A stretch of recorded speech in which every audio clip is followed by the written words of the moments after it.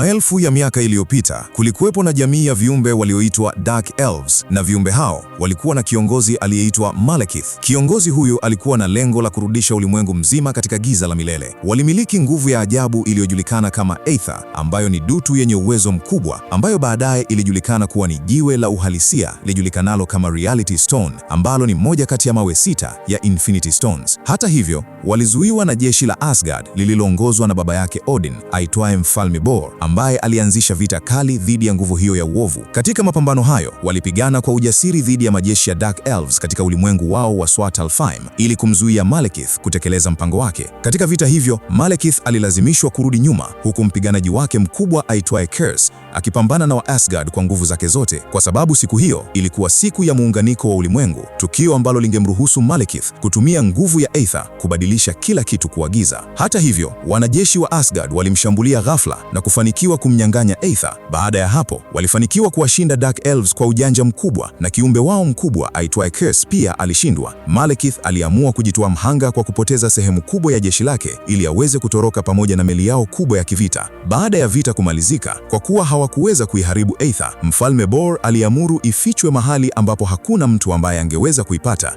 Baadaye katika wakati wa sasa, Loki alikamatwa na Asgard kutokana na uhalifu alioufanya hapo awali, na Odin alimhukumu kifungo cha maisha katika gereza la Asgard. Loki alitamani kujua kama siku moja Odin angemfanya kaka yake anayemchukia Thor kuwa mfalme wa Asgard, lakini Odin alisisitiza kuwa kwa wakati huo alikuwa akishughulikia matatizo yaliyosababishwa na matendo ya Loki, na aliamini kwamba siku moja Thor angekuwa mfalme anayestahili kuiongoza Asgard. Katika tukio lililofuata huko Vanaheim, Warriors 3 ambao walikuwa Volstagg, Fandral na Hogun pamoja na Lady Sif na wanajeshi wa Asgard walipigana kwa nguvu zote dhidi ya wavamizi waliokuwa wakishambulia mara kwa mara na kujaribu kuteka falme 9 kwa kipindi cha miaka miwili. Baada ya muda, Thor alifika eneo hilo na kutumia nyundo yake ya Mjolnir kuwashinda maadui waliokuwa wamebaki. Thor aliendelea kupigana pamoja na marafiki zake dhidi ya maadui hao hadi pale kiumbe mkubwa aliyekuwa amevaa taji alipofika kwenye eneo hilo. Thor alikabiliana naye na kufanikiwa kumshinda kwa shambulio moja tu akitumia Mjolnir yake. Baada ya hapo, wavamizi wote waliokuwepo eneo hilo walijisalimisha mara moja. Baadaye, Thor aliporudi Asgard, alimweleza baba yake Odin kuhusu kila kitu kilichotokea, lakini licha ya mafanikio yote ya Thor, Odin aligundua kuwa bado alikuwa akimkumbuka Jane Foster, na aliona kwamba kwa kuwa Thor alikuwa akijiandaa kuwa mfalme, alipaswa kukubali majukumu yaliyokuwa mbele yake na kutumia muda wake pamoja na wapiganaji wenzake badala ya kuendelea kufikiria mambo yaliyopita. Usiku huo, Thor alijiunga na marafiki zake kusherehekea ushindi wao, lakini bado kulikuwa na jambo lililokuwa likimsumbua moyoni. Lady Sif alitambua hali hiyo na akaona kuwa Thor bado alikuwa akiwaza jambo fulani, lakini Thor hakutaka kuzungumza zaidi kuhusu hilo. Siku iliyofuata huko London, kwa kuwa Thor hajamuona Jane Foster kwa muda, Jane alianza kujaribu kuendelea na maisha yake na kuanzisha uhusiano mpya na mwanaume aitwaye Richard, lakini mwanaume huyo hakuonekana na shauku kubwa kwake. Ghafla, Darcy Lewis alimfuata Jane Foster baada ya kifaa chake kugundua ishara ya ajabu iliyokuwa ikihusiana na utafiti ambao Daktari Erik Selvig alikuwa akiufanyia kazi. Jane alimwambia Darcy aondoke, lakini Richard aligundua kuwa Jane alitaka kwenda pamoja na rafiki yake. Kwa kuwa alimjali Jane, alimruhusu aende na Darcy huku yeye akiondolewa kwenye gari. Jane pia aligundua kuwa Darcy alikuwa na mwanafunzi mpya wa mafunzo aitwaye Ian. Wakati huo huo, huko Stonehenge, Daktari Erik Selvig alikuwa akifanya uchunguzi katika eneo hilo kwa kutumia vifaa vyake vya kisayansi. Ghafla, alianza kuvua nguo zake huku akikimbia huku na huko na kupiga kelele, hali iliyowafanya polisi kumkamata. Baadaye, Jane alifuatilia chanzo cha ile ishara ya ajabu na kugundua kuwa ilitoka katika gala lililokuwa limeachwa. Walipofika eneo hilo, walikutana na watoto waliowaonyesha lori lililokuwa likiinuliwa hewani kwa sababu eneo hilo lilikuwa halina nguvu ya uvutano ya kawaida. Baada ya hapo, waligundua kuwa kulikuwa na matukio ya ajabu katika eneo hilo. Walipoangusha chupa ndani ya jengo hilo, chupa hiyo haikuanguka chini kama kawaida, bali ilionekana kuanguka kutoka juu, jambo lililoonyesha kuwa kulikuwa na milango ya siri ya kupitisha vitu maarufu kama njia za ulimwengu mwingine. Ian alijaribu kudondosha funguo za gari lao ndani ya njia hiyo, lakini hazikurudi kwa muda mfupi. Wakati Jane akiendelea kuchunguza kwa kutumia kifaa chake, ghafla njia nyingine ilifunguka na kumnyonya Jane hadi sehemu isiyojulikana. Jane alijikuta katika eneo la ajabu ambako kulikuwa na chombo kilichokuwa kimehifadhi ether. Kwa mshangao mkubwa, alikaribia sehemu hiyo na ghafla nguvu ya ether ikatoka na kuingia ndani ya mwili wake na kusababisha azimie. Lakini tukio hilo lilisababisha jambo kubwa zaidi, kwani ndani ya meli kubwa ya kivita ya Malekith, nguvu hiyo hiyo iliamsha tena Malekith pamoja na Dark Elves wote waliokuwa wamelala kwa maelfu ya miaka. Katika tukio lililofuata, Thor alimtembelea Heimdall kwenye lango la Bifrost. Heimdall aligundua kuwa Thor alikuwa akifika hapo kila siku ili kuangalia hali ya Jane Foster kwa kutumia uwezo wake wa kuona kila kitu katika ulimwengu. Lakini siku hiyo, Heimdall aligundua kuwa hakuweza tena kumuona Jane kupitia uwezo wake huo. Alieleza kuwa muunganiko wa ulimwengu, tukio ambalo sayari mbalimbali huanza kujipanga katika mstari mmoja, ulikuwa unakaribia. Wakati huo huo, Jane aliamka na kurudi katika eneo lile la zamani alikokuwa amepotea. Darcy alishangaa na kuamua kuwaita polisi kwa sababu Jane alikuwa ametoweka kwa zaidi ya saa 5. Walipokuwa eneo hilo, waligundua kuwa hawakuwa wameathiriwa na mvua iliyokuwa ikinyesha, jambo lingine lililoonyesha kuwa eneo hilo lilikuwa na hali isiyo ya kawaida. Ghafla, Thor alifika eneo hilo baada ya Heimdall kumwambia kuwa hakuweza tena kumuona Jane. Lakini Jane alikasirika sana kwa sababu Thor alikuwa amepotea kwa muda mrefu licha ya yeye kumpigia simu mara kadhaa. Pia alimkumbusha kuwa hivi karibuni alikuwa amemuona televisheni huko New York akipigana. Thor alieleza kuwa Bifrost ilikuwa imeharibiwa na kwamba wavamizi walikuwa wameanzisha vita katika Falme 9, jambo lililomlazimu kuondoka ili kulinda ulimwengu. Lakini sasa aliamini kuwa hatima ilikuwa imewarudisha pamoja tena. Thor alipokuwa karibu kumkaribia Jane, Darcy alimjulisha kuwa polisi walikuwa wamefika na walikuwa wakiwakamata kwa kuingia eneo lililozuiwa bila ruhusa. Jane alipokaribia maafisa hao, mmoja wa polisi alimtaka kumkamata, lakini ghafla aliguswa na nguvu isiyoonekana iliyotoka kwa ether na kurushwa mbali. Thor alimfuata Jane haraka na kutumia Bifrost kumpeleka moja kwa moja Asgard. Walipofika Asgard, madaktari walimchunguza Jane kwa kutumia kifaa cha Soul Forge ili kubaini kilichokuwa ndani ya mwili wake. Hivyo kadha walishindwa kugundua chanzo halisi cha nguvu hiyo. Kitu pekee walichogundua kuwa mwili wa Jane ulikuwa ukishindwa kuhimili nguvu kubwa iliyokuwa ndani yake. Lakini Odin hakukubaliana na uamuzi wa Thor wa kumleta Jane Asgard. Aliamuru askari wamzuie, lakini walipomkaribia Jane, nguvu ya ether iliwashambulia tena na kuwarusha mbali. Kutokana na tukio hilo, Odin aligundua jambo la kushangaza, kwamba ether ilikuwa ndani ya mwili wa Jane Foster. Odin alieleza kupitia kitabu chao kitakatifu kinachoitwa Kitabu cha Eddas, ambacho kilikuwepo tangu zamani za mwanzo, kwamba Dark Elf anayeitwa Malekith alikuwa akitumia ether kama silaha yake kubwa na alikuwa akitafuta mtu wa kumsaidia kufanikisha mpango wake.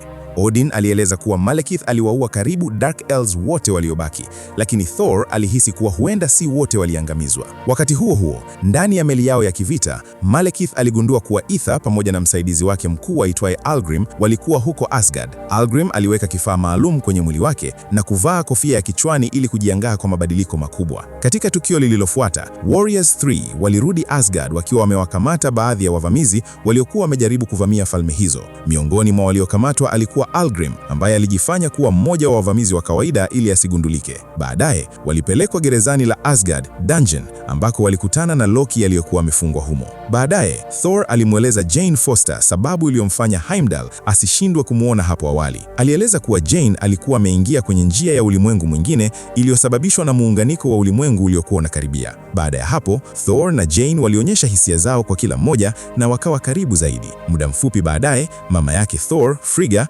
alifika eneo hilo na Thor akamtambulisha Jane kwake. Wakati huo huo, Algrim akiwa ndani ya dungeon alitumia kifaa alichokuwa amekiweka mwilini mwake na taratibu akaanza kubadilika kuwa kiumbe mwenye nguvu mkubwa wa Dark Elves anayejulikana kwamba Curse. Baada ya mabadiliko hayo kukamilika, Curse alivunja ukuta wa gereza lake na kuwashambulia walinzi wawili wa dungeon ambao walishindwa mara moja. Curse aliwasaidia wafungwa wengine waliokuwa wavamizi kutoroka na kuanzisha vurugu ndani ya jumba la kifalme la Asgard. Aliwaonyesha njia ya kutoka dungeon na kusababisha taharuki kubwa. Wanajeshi wa Asgard walipogundua kilichokuwa kinaendelea, Warriors 3 walifika haraka na kuanza kupambana na wavamizi hao ndani ya gereza. Thor naye alifika eneo hilo na kuwashinda wafungwa wengine waliokuwa wamejaribu kutoroka. Odin aliwaweka wanajeshi wengi kulinda chumba cha silaha, huku Jane akipelekwa pamoja na Frigga ili awe salama. Muda mfupi baadaye, ndege ya kivita ya Dark Elves ilifika Asgard, jambo ambalo Heimdall aliligundua mara moja. Aliifuatilia ndege hiyo na kuishambulia kwa nguvu zote hadi alipofanikiwa kuiangusha na kuilipua. Hivyo basi,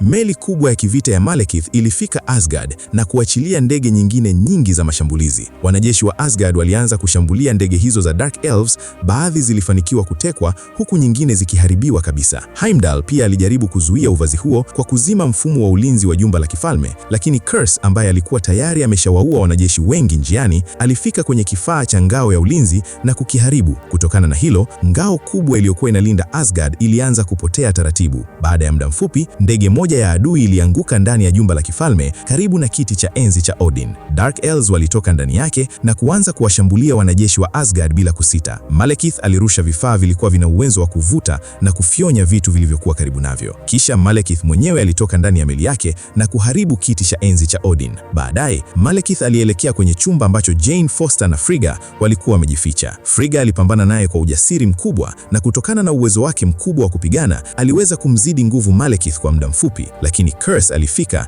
na kumshambulia Frigga kisha akamnyonga kwa nguvu zake kubwa. Malekith alimkaribia Jane, lakini Frigga aligundua kuwa hakuwa Jane halisi, bali ilikuwa ni udanganyifu uliotengenezwa ili kuwachanganya maadui. Frigga hakukubali kutoa taarifa kuhusu mahali Jane alipokuwa amefichiwa, hivyo Curse alimshambulia na kumchoma kwa silaha yake. Thorpe alipogundua kilichotokea, alikasirika sana na kumshambulia Malekith usoni kwa nguvu zote. Hata hivyo, Malekith na wafuasi wake waliweza kutoroka na kurudi kwenye meli yao ya kivita. Thor na Odin walihuzunika sana kutokana na kifo cha Malkia Frigga. Usiku huo, waliupeleka mwili wake baharini kwa heshima, na Odin akatumia mshale wake kuwasha moto uliomchukua malkia huyo katika safari yake ya mwisho. Kwa muda mfupi, Frigga alibadilika na kuwa kama mashine iliyochukuliwa na upepo, kisha mwili wake ukaanza kutoweka taratibu hewani. Baada ya hapo, watu wa Asgard waliachia taa za angani kama ishara ya maombolezo kutokana na kifo cha malkia wao. Baadaye, askari mmoja alimweleza Loki kuhusu kifo cha mama yake, jambo lililomkasirisha sana na kumuumiza moyoni. Wakati huo,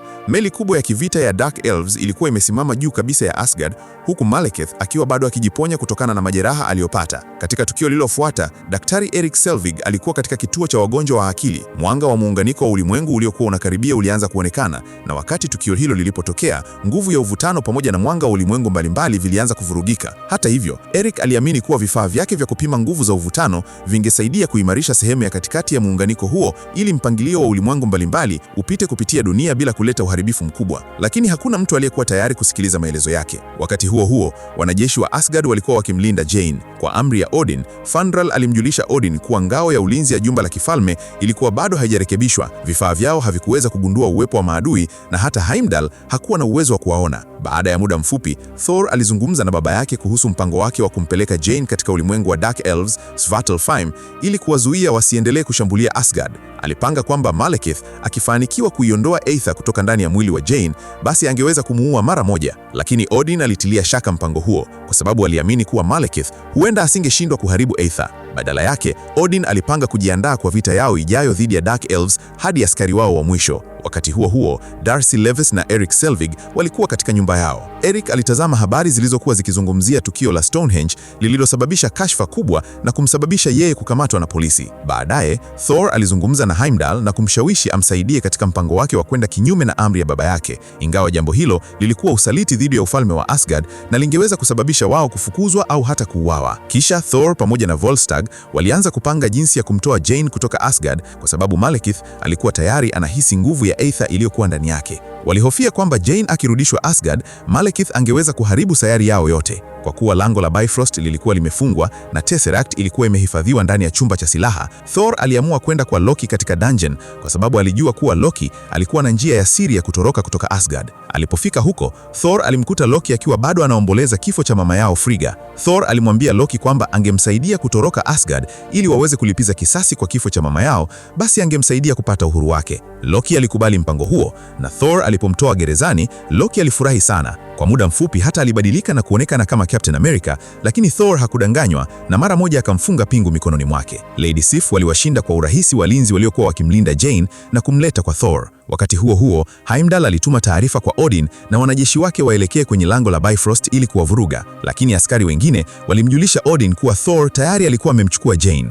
Wakati huo huo, Thor, Loki na Jane walitumia ndege ya kivita ya Dark Elves kusafiri kutoka Asgard, huku Volstagg akipambana na wanajeshi wa Asgard waliokuwa wakijaribu kuwazuia nje ya meli hiyo. Thor alipata changamoto kubwa kuendesha ndege hiyo mwanzoni, lakini hatimaye alifanikiwa kuiwasha na kuiondoa haraka kutoka ndani ya jumba la kifalme la Asgard. Lakini wanajeshi wengine wa Asgard waligundua haraka kilichokuwa kinaendelea na wakaanza kuwafuatilia kwa kutumia ndege zao za kivita. Loki aliona kuwa haikuwa wazo zuri kutumia ndege ya Dark Elves kuondoka Asgard, lakini kabla hajaendelea akiendelea kulalamika, Thor aliisukuma ndege hiyo na kuruka pamoja na Jane. Walihamia kwenye ndege nyingine ya kivita iliyokuwa ikiendeshwa na Fandral, huku ndege ya adui ikiendelea kufuatiliwa na wanajeshi wa Asgard. Loki alishangazwa na mpango mzuri wa kaka yake. Baada ya hapo, Thor aliongoza ndege yao kuelekea kwenye njia ya siri aliyokuwa akiifahamu. Hata hivyo, bado walikuwa wakishambuliwa na wanajeshi waliokuwa wakiwafuatilia. Fandral aliamua kubaki nyuma ili kuwazuia na kuwatoa kwenye njia yao, ambapo aliwashinda baadhi ya wanajeshi hao na kuwaondoa kwenye ndege yao. Kisha Loki aliwaongoza kupitia njia ya siri iliyokuwa kwenye mlima.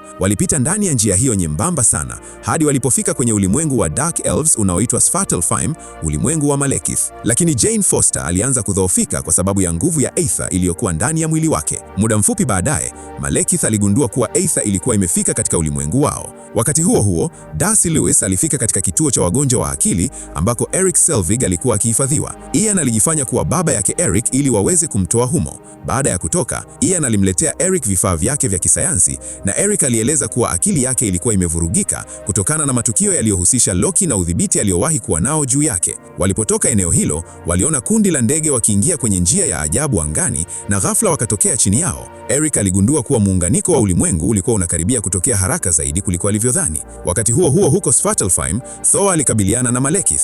Thor alimfungua Loki kutoka kwenye pingu zake, lakini ghafla Loki alimsaliti na kumchoma, kisha akamsukuma chini. Loki hata alimkanyaga kaka yake mbele ya Malekith kuonyesha kuwa alikuwa upande wao. Thor alipokuwa karibu kuchukua nyundo yake, Loki alimkatia mkono. Baada ya hapo, Loki alimkabidhi Jane Foster kwa Malekith. Curse alimwambia Malekith kuwa Loki alikuwa mfunguo wa Asgard. Kisha Malekith akaanza kuiondoa Aether kutoka ndani ya mwili wa Jane. Wakati mchakato huo ukiendelea, Jane aliona maono ambapo dunia pamoja na ulimwengu mzima vilikuwa vikifunikwa taratibu na giza. Mara tu Aether ilipotolewa kutoka mwilini mwa Jane, Thor alichukua nyundo yake na kuipiga Aether kwa nguvu kubwa. Hii ilikuwa sehemu ya mpango wake kuwahadaa maadui, lakini Aether ilijikusanya tena na kuingia moja kwa moja ndani ya mwili wa Malekith. Baada ya kupata nguvu hiyo, Malekith aliondoka eneo hilo. Thor alianza kupambana na wanajeshi wa Malekith, huku Curse akirusha kifaa cha kulibuka kuelekea Loki. Kifaa hicho kilimvuta Loki ndani yake, lakini Thor aliweza kumwokoa. Baada ya hapo, Thor alianza kumfuatilia Malekith, lakini Curse alimshambulia na kumwangusha. Thor alijaribu kupambana na Curse, lakini kiumbe huyo alikuwa na nguvu kubwa zaidi na alimzidi. Malekith aliendelea kutoroka, huku Loki akipambana kwa ustadi dhidi ya wanajeshi wa Dark Elves kwa muda. Curse alimshambulia Thor na kumwangusha tena kwa kumrushia jiwe kubwa. Thor alituma Mjolnir yake kumshambulia, lakini Curse aliweza kuizuia na kuiondoa pembeni.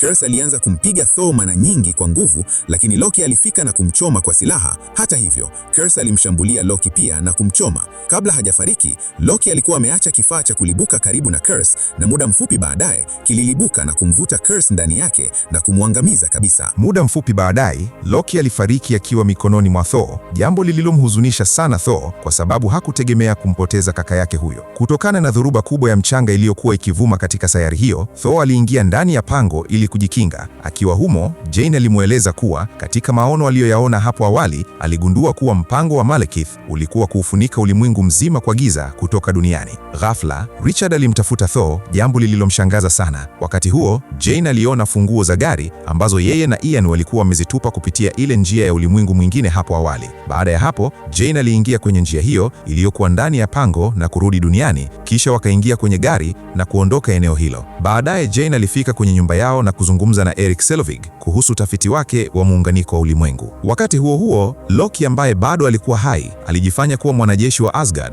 na akarudi kwenye jumba la kifalme. Alimweleza Odin kuwa alikuwa ametoka kwenye ulimwengu wa Dark Elves na kwamba alikuwa amemwona Loki huko akiwa tayari amefariki. Habari hiyo ilimhuzunisha sana Odin. Wakati wa uchunguzi wao, Jane na Erik waligundua kuwa Malekith alipanga kutumia nguvu ya Aether kuuanisha ulimwengu mbalimbali katika mstari mmoja, jambo ambalo lingeongeza nguvu zake na kuifanya nguvu hiyo ifikie ulimwengu mzima. Waligundua kuwa tukio kama hilo lilikuwa limewahi kutokea zamani na watu wa kale waliunda ramani ya siri kuelezea maeneo ambayo muunganiko huo ungepita. Erik alipounganisha maeneo ya miundo ya kale kama vile Stonehenge na maeneo mengine ya kihistoria, waligundua kuwa muunganiko wa ulimwengu ungetokea Greenwich, London siku iliyofuata. Jane na Darcy walianza kuweka vifaa vya Erik kwa pima ngumu za uvutano katika eneo hilo la Greenwich ili kuzumia mpango wa Malekith. Hata hivyo, meli kubwa ya kivita ya Dark Elves ilifika eneo hilo. Malekith alitoka ndani ya meli hiyo na Thor alimkabili peke yake bila kusita. Malekith alianza kumshambulia mara nyingi kwa kutumia nguvu kubwa ya Aether, lakini Thor aliweza kutumia Mjolnir kumshambulia na kumrudisha nyuma kwa nguvu. Baadaye, Ian alimaliza kuweka vifaa vya Eric katika maeneo sahihi na Jane akaanza kutumia vifaa hivyo kutuma Dark Elves kurudi kwenye ulimwengu wao. Wakati huo huo, Thor aliendelea kupambana vikali dhidi ya Malekith. Wakati vita vikiendelea, Thor na Malekith walipitia kwenye njia mbalimbali za ulimwengu zilizokuwa zimejitokeza kutokana na muunganiko. Walijikuta wakisafiri kupitia sayari tofauti hadi walipofika Jotunheim, ulimwengu wa Frost Giants, na baadaye wakarudi tena duniani huku vita vikiendelea. Ghafla, Thor alifika kwenye kituo cha treni huku Malekith akarudi tena Greenwich. Darcy alifuatwa na Dark Elves waliokuwa wakimkimbiza, lakini Ian aliendesha gari na kuwagonga maadui hao. Darcy alikimbilia kwake na muda mfupi baadaye Jane naye alitokea kwa bahati mbaya kupitia njia ya ulimwengu mwingine na kukutana na Darcy. Malekith alipoona kuwa njia za ulimwengu 9 zilikuwa zimeanza kuungana, alianza kuachilia nguvu kubwa ya Aether katika eneo lote kuelekea kwenye milango mikubwa ya ulimwengu. Baada ya muda mfupi, Thor alifika eneo hilo akiwa pamoja na Jane. Alichukua vifaa vya Eric na kuanza kumfuata Malekith kwa nguvu zake zote. Thor alirusha kifaa kimoja kuelekea kwenye vifaa vya adui, huku Jane akiendelea kutumia vifaa vyao kujaribu kumrudisha Malekith kwenye ulimwengu wake wa Svartalfheim. Malekith alidai kuwa hakuna mtu angeweza kuharibu Aether, lakini Thor aliamini kuwa hata kama Aether haiwezi kuharibiwa, Malekith mwenyewe angeweza kuuawa. Kifaa kingine kilitumika kumshambulia Malekith na kumrudisha kwenye ulimwengu wa Svartalfheim pamoja na nguvu hiyo. Mpango mbaya wa Malekith ulizuiliwa, lakini Thor alikuwa amedhoofika sana na alikuwa karibu kupigwa na meli kubwa ya Malekith iliyokuwa ikianguka. Hata hivyo, Eric alitumia vifaa vyake kubadilisha mwelekeo wa meli hiyo na kuipeleka moja kwa moja Svartalfheim, ambapo ilianguka juu ya Malekith na kumuua kabisa. Siku mbili baadaye, Darcy alimuuliza Jane kama Thor angerudi haraka, lakini Jane alimweleza kuwa bado alikuwa na mambo mengi ya kurekebisha huko Asgard kutokana na matatizo aliyoyasababisha kwa baba yake. Wakati huo huko Asgard, Thor alikutana na Odin ambaye alimweleza kuwa kwa sababu Thor alikuwa amejitoa mhanga kuokoa ulimwengu mzima kutokana na maangamizi makubwa, alistahili kuwa mfalme wa Asgard. Lakini Thor alikataa nafasi hiyo na kusema kuwa bado hakuwa tayari kuwa mfalme. Aliona kuwa jukumu lake kubwa lilikuwa kuendelea kulinda ulimwengu badala ya kukaa kwenye kiti cha enzi. Baada ya hapo, Thor alimrudishia Odin nyundo yake, lakini Odin hakukubali kuipokea nyundo hiyo kwa sababu tayari ilikuwa mali ya Thor. Odin alimruhusu Thor kwenda kumtembelea Jane duniani na Thor akaondoka Asgard kuelekea dunia. Hata hivyo, ilibainika kuwa Loki hakuwa amekufa kama walivyodhani. Alikuwa amejifanya kufariki na kwa siri alikuwa amechukua nafasi ya Odin na kukalia kiti cha enzi cha Asgard. Baada ya siku nyingi kupita, Volstagg na Lady Sif walimtembelea Collector anayeitwa Tanelia Tivan ili kumkabidhi Aether. Walifanya hivyo kwa sababu tayari walikuwa na Tesseract iliyohifadhiwa ndani ya chumba cha hazina cha Asgard na waliona kuwa ilikuwa hatari sana kuweka Infinity Stones mbili sehemu moja. Baada ya Volstagg kuondoka, ilionekana kuwa Collector alikuwa na mpango wake wa siri wa kuzikusanya Infinity Stones zote. Baadaye tunamuona Jane alikuwa akimwaza na kumkumbuka sana Thor, lakini ghafla Thor alifika duniani kupitia Bifrost. Walipokutana walifurahi sana na wakakumbatiana kwa upendo. Wakati huo huo, mnyama mkubwa wa Frost Giants aliyekuwa amebaki London hakurudi tena Jotunheim na aliendelea kuzurura huko. Na huo ndio mwisho wa movie hii iitwayo Thor the Dark Knight. Usikose part 3 ya movie hii. Unaionaje movie hii? Basi usiache kutoa maoni na kusubscribe channel hii na Mungu atakubariki sana.